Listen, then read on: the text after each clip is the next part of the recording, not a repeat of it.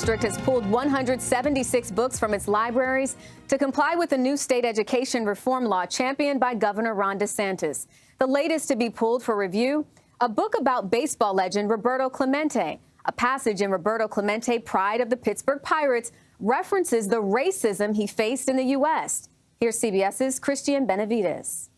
Jacksonville teacher Andrea Phillips specializes in helping third graders who struggle to read. Without a diverse variety of books that represent my students, I can't get them interested in books. Here's my book, Prison. 2 weeks ago, as the state celebrated Literacy Week in schools, Phillips says she was told to pack up her classroom library. We were being directed until all books could be vetted and we could be sure that we were in compliance with the state laws. Duval County Public Schools, which includes Jacksonville, said it would conduct a formal review of all books. While that review is ongoing, classrooms and school libraries look like this. Under Florida's HB 1467 law, beginning this year, school books have to be reviewed by a media specialist to ensure they're free of pornography or certain race-based teachings. From kindergarten to third grade, the books must be free of instruction on sexual orientation and gender identity. The school district reminded educators violating parts of the law could lead teachers to be charged with a felony. They've come for teachers over masks. They've come for teachers over books. Teachers have been called groomers. Florida Governor Ron DeSantis signed several new education laws that he says empower parents. It is a parent's decision what their child is going to be reading. This is totally inappropriate for K-2 students to be discussing this with anybody but their parents. Last year, Indiana Governor Eric Holcomb signed a controversial book restriction bill that made two sweeping changes. First, it's now easier for community members to request the removal of books from schools that they believe are inappropriate.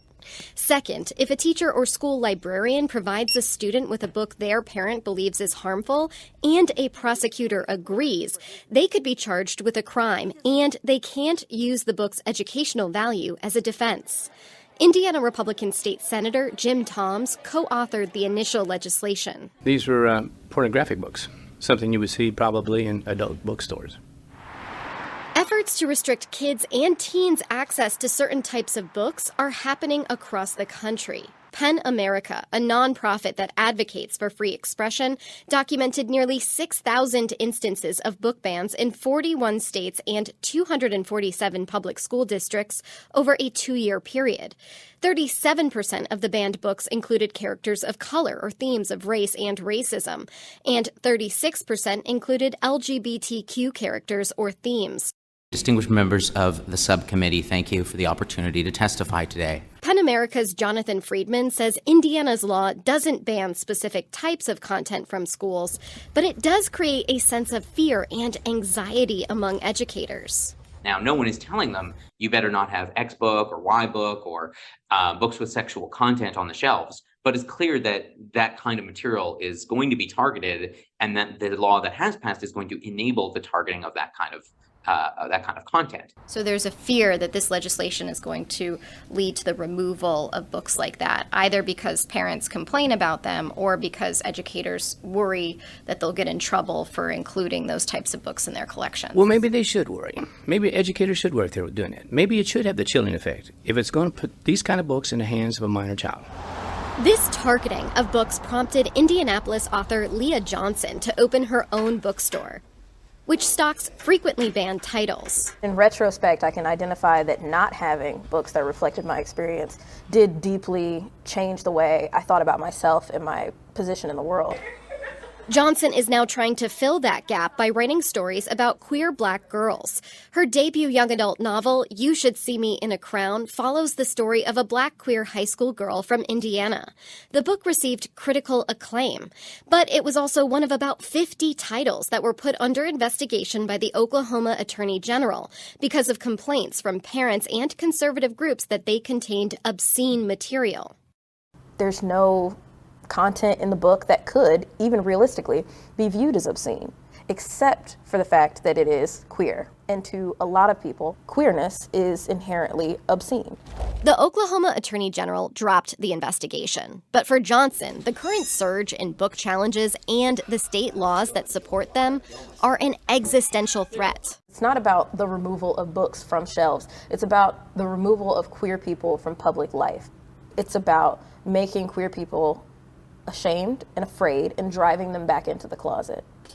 Indiana's law has also sparked worry among librarians. Diane Rogers is the president of the Indiana Library Federation. She's a high school librarian who has made it a point to stock her shelves with a diverse range of literature. Do you have anything in this collection that could potentially fall under the category of obscene or harmful as defined by Indiana law? I have never had items that would be considered obscene by law in my collection. Do I have books that someone may find objectionable? But objectionable is not the same thing as obscene. And perhaps I do, because people have different views about things. People have different feelings. While she doesn't believe this law affects her ability to do her job right now, Rogers worries about the future. I worry that students won't get the reading materials that they want, and they also won't get the reading materials that they need. I have always tried to make sure that students can see themselves on the library shelf. Bruce Boyd is a resident of Noblesville, Indiana, who describes himself as a Christian missionary.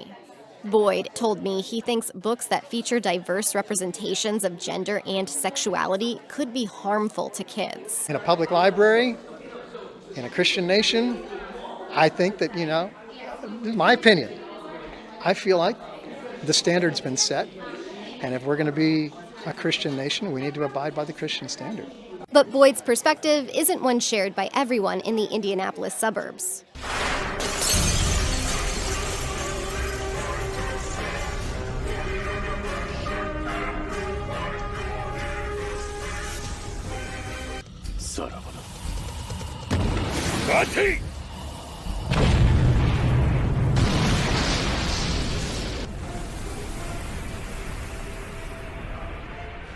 逃したか。